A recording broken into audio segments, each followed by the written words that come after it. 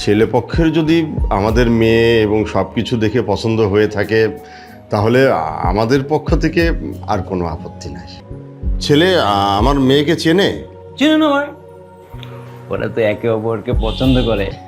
আলহামদুলিল্লাহ। ঘটক সাহেব, আপনি আপনার মোবাইল নাম্বারটা একটু আমাকে দিয়ে যাবেন, আর ওই ছেলের একটা ছবি আমাকে দেন। ছবি? আচ্ছা দিচ্ছি।